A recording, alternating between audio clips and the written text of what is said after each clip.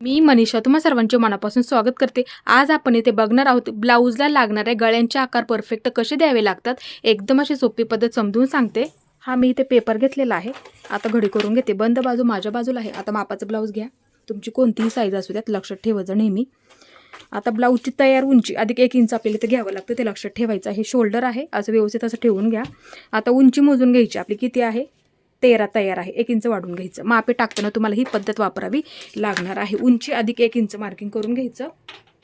हे पहा इथे माझं बरोबर भरते, उंची अधिक 1 इंच इथपर्यंत बरोबर भरलेला आहे। इथे मी तुम्हाला साईज अनुसार गळा रुंदी समजून सांगते। 28 ते 42 असेल तर 2.5 इंच ठेवावी लागते आणि ज्यांची साईज 44च्या पुढे आहे त्यांनी काय करायचं, 2.25 इंच ठेवली तरी चालेल किंवा 3 इंच ठेवली तरी सुद्धा चालतं। आता इथे मी 2.5 इंचावरती मार्किंग करून घेते।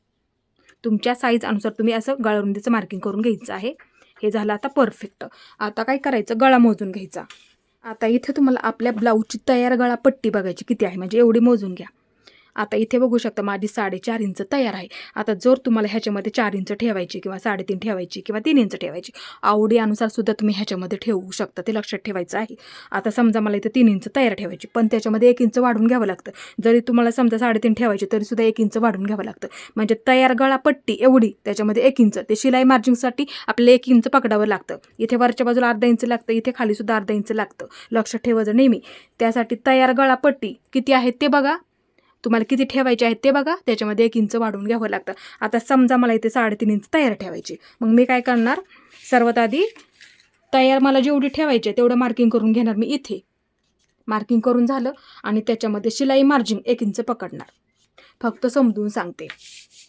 आता इथं काय करायचं, गळा रुंदी किती ठेवली इथे तेवढी ठेवून घ्यायची। साईज अनुसार टाकून घ्या गळा रुंदी, लक्षात ठेवायचं आहे। आता इथे मार्किंग करून घेते असं।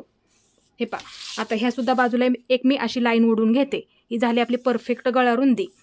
तुमच्या साईज अनुसार अशी परफेक्ट गळा रुंदी मार्किंग करून घ्यायचं आहे तुम्हाला, ते लक्षात ठेवायचं आहे।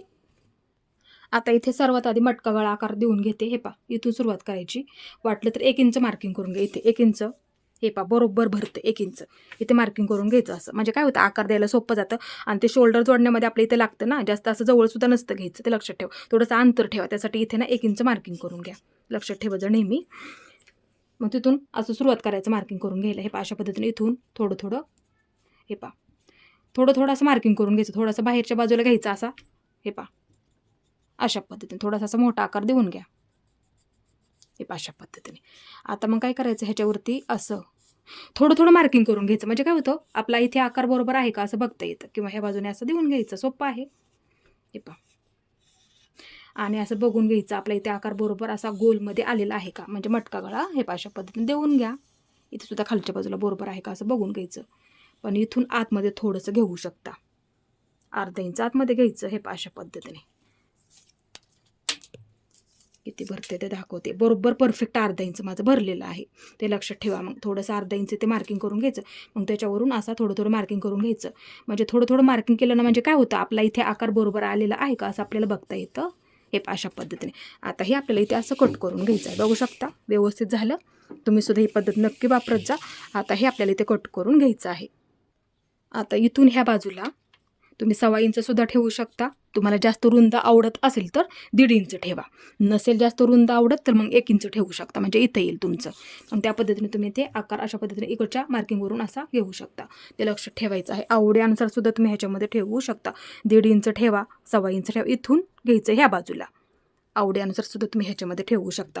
आता इथे हे आपल्याला कट करून घ्यायचं आहे। हे पहा इथून सुरुवात करते, किंवा ह्या बाजूने केली तरी सुद्धा चालेल। हे पहा इथून, हे पहा अशा पद्धतीने, हे पहा अशा पद्धतीने इथे आपल्याला हा गळा कट करून घ्यायचा आहे। थोडं थोडं मार्किंग करून घ्या, म्हणजे काय होतं इथे आपला आकार बरोबर आलेला आहे का आपल्याला बघता येतं, ते लक्षात ठेवायचं नेहमी। हे पहा हे मी इथे कट करून घेतलेलं आहे। आता इथे बघू शकता आपला गळा इथे ओपन करून दाखवते, हे पहा अशा पद्धतीने झालेलं आहे। हे पहा बघू शकता, तुम्ही सुद्धा ही पद्धत वापरा, म्हणजे काय होतं गळ्याचा आकार सुद्धा बरोबर आपला येऊन जातो। हे पहा अशा पद्धतीने एकदम अशी सोपी पद्धत आहे, नक्की वापरून बघायची आहे। आता इथे मी तुम्हाला दुसऱ्या गळ्याचा आकार देऊन दाखवते। हे पहा पेपर घेतला, घडी करून घेते, बंद बाजू माझ्या बाजूला आहे। आता इथे मी फक्त गळ्याचा आकार देऊन दाखवते। इथे मी गळा रुंदी 2.5 इंच टाकते। मगाशी सांगितलं ती मापे घ्यायला फक्त विसरू नका, ते लक्षात ठेवा। हे पहा अशा पद्धतीने फक्त मी मार्किंग करून तुम्हाला दाखवते. मग खालून तुम्ही तेवढं मार्किंग करून घ्यायला फक्त विसरू नका, ते लक्षात ठेवायचं आहे. हे पहा इथे जेवढी गळारुंदी ठेवली तेवढीच इथे ठेवून घ्या. फक्त इथे मी तुम्हाला गळा मार्किंग करून दाखवते. मग अशी जी पद्धत सांगितली ह्या गळ्याला तुम्ही त्या पद्धतीने ते मार्किंग करून घेऊ शकता, ते लक्षात ठेवायचं आहे. मग त्या पद्धतीने तुम्ही ते गळ्याचा आकारसुद्धा देऊ शकता, ते लक्षात ठेवायचं आहे. पहा मार्किंग करून झालं. आता 1 इंच मार्किंग करून घेते इथे नेहमीप्रमाणे. 1 इंच शोल्डरमध्ये लागतं नाही ते म्हणूनसाठी इथे घ्या, जास्त असं गळ्याच्या जवळ येतं नाही तर म्हणूनसाठी इथे 1 इंच मार्किंग करून घ्यायचं, ते लक्षात ठेवा. आता इथे मी तुम्हाला पानगळ्याचा आकार देऊन दाखवते. हे पहा इथून सुद्धा थोडंसं आतमध्ये घ्या, दिसायला तुमचा गळा एकदम असा व्यवस्थित दिसेल, ते लक्षात ठेवायचं आहे. मग काय करायचं, हे पहा अशा पद्धतीने देऊन घ्यायचा. त्याच्या बाजूला असा कोपरा आला पाहिजे किंवा ह्या बाजूने द्या. हे पहा इथून घ्यायचं, कोणाकोणाला गळा असा आकार द्यायला इथून सुद्धा येतो. हे पहा अशा पद्धतीने इकडच्या बाजूला.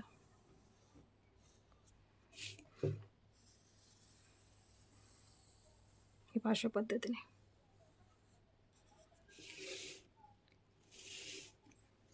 इथून आतमध्ये अर्धा इंच घेतलं आणि इथून बाहेर अर्धा इंच घेतलेला आहे, ते लक्षात ठेवा.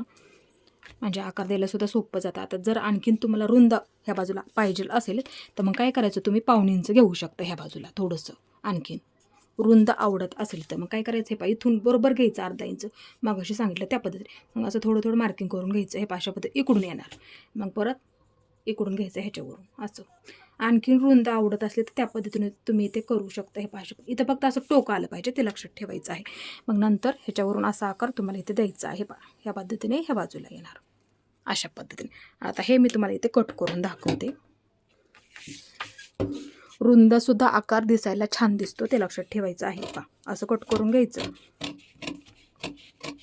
हे पहा इकडून हा आकार घेतला तरी चालेल किंवा तो आकार घेतला तरी सुद्धा चालेल. फक्त इथे ना खालच्या बाजूला असं बरोबर असं टोक आलं पाहिजे, ते लक्षात ठेवायचं आहे. हे पहा अशा पद्धतीने कटिंग करून झालेलं आहे. हे पहा अशा पद्धतीने बघू शकता. इथे ओपन करून दाखवते. हे पहा अशा पद्धतीने. आता थोडासा रुंदसुद्धा कट करून दाखवते. हे पहा अशी घडी करून घेते इथे आणि थोडासा रुंद आकार दिलेला आहे ना आपण, तो इथे मी तुम्हाला कट करून दाखवते, म्हणजे थोडासा बाहेरच्या बाजूने. आवडी अनुसार सुद्धा तुम्ही ह्याच्यामध्ये ठेवू शकता. हे पहा फक्त व्यवस्थित असं कटिंग करून ठेवा. हे पहा इथून घ्यायचं, थोडंसं इकडं असं टोक आलं पाहिजे, ते लक्षात ठेवायचं आहे. आता ओपन करून दाखवते. हे पहा अशा पद्धतीने बघू शकता. रुंदसुद्धा दिसायला असा व्यवस्थित दिसतो, ते लक्षात ठेवायचं आहे. आकार देऊ शकता तुम्हाला आवडीनुसार सुद्धा तुम्ही ह्याच्यामध्ये ठेवू शकता. इथे जर तुम्हाला डिझाईन बनवायची असेल तर तुम्ही थोडंसं डीपमध्ये सुद्धा ठेवू शकता हा गळा, ते लक्षात ठेवायचं. बघू शकता आपला गळा. तुम्ही सुद्धा ही पद्धत नक्की वापरायची आहे. आता इथे मी तुम्हाला दुसरा सुद्धा गळा कट करून दाखवते. 2 गळे आपले इथे कट करून झाले. आता दुसरा गळा इथे तुम्हाला कट करून दाखवते. इथे मी गळा रुंदीसाठी 2.5 इंचावरती मार्किंग करून घेतलं. आता हा गळा इथे मी ठेवून घेते. हे अशा पद्धतीने उंचीला बघते, मी फक्त उंचीला दाखवते. हे पहा इथं मार्किंग करून घेते बरोबर उंचीचं, सुरुवातीला दाखवलं त्या पद्धतीने. आता ह्या सुद्धा बाजूला हे पहा, हे 2.5 इंच टाकलं ना मी इथे, तेच इथे 2.5 इंच घेते. हे पहा झालेलं आहे मार्किंग करून. आपलं एक लाईन ओढून घेते. ह्या सुद्धा बाजूला एक लाईन ओढून घेते. हे पहा अशा पद्धतीने लाईन ओढून झालेली आहे. आता इथे काय करायचं, 1 इंच मार्किंग करून घ्या. इथून अर्धा इंच आतमध्ये. आता इथून खालून मी 4 इंचावरती मार्किंग करून घेतलं, ते लक्षात ठेवा. आता इथं काय करायचं आहे आपल्याला, इथून इकडच्या बाजूला आपल्याला 1 इंचावरती मार्किंग करून घ्यायचं. 1 इंच लक्षात ठेवा. इथून घेतलं ना आपण इथे मार्किंग करून, त्याच्या इकडच्या बाजूला या लाईनीवरती ठेवून 1 इंचावरती मार्किंग करून घ्यायचं, म्हणजे गळ्याचा आकारसुद्धा द्यायला असं सोपं पडतो त्यासाठी. आता इथे बघू शकता काय करायचं आपल्याला. हे पहा इथून थोडं असं मार्किंग करून घ्यायचं. हे पहा इकडून घ्यायचं, इथं मिळवायचं.